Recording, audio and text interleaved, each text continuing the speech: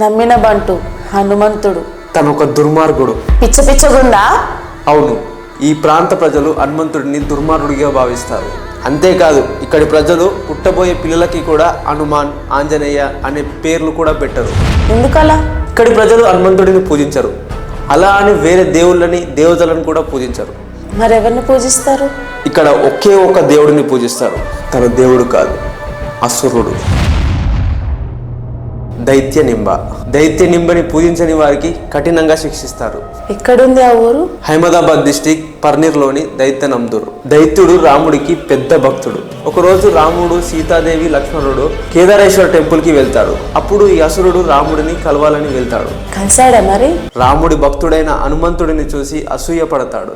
అప్పుడు అసురుడు హనుమంతుడు యుద్ధం చేస్తాడు. పెద్ద యుద్ధమే చేస్తారు. అది చూసిన రాముడు వీళ్ళిద్దరి మధ్య ప్రాబ్లం సాల్వ్ చేయాలనుకుంటాడు. అప్పుడు దైత్యనింబని ఈ ప్రాంతానికి రక్షకుడిగా నియమించి వరమిస్తాడు. అందుకే ఇక్కడి ప్రజలు దైత్యుడిని పూజిస్తారు. ఓకే, దైత్యుడికి హనుమంతుడు నచ్చాడు కాబట్టి ఆ ఊరు ప్రజలకి హనుమంతుడు విలన్ అయ్యాడు. ఈ ఊరికి నువ్వు వెళ్ళాలి అని అనుకుంటే వెళ్ళొచ్చు, మారుతి కార్ తప్ప. మారుతి అంటే హనుమాన్. జై హనుమాన్. Comment below.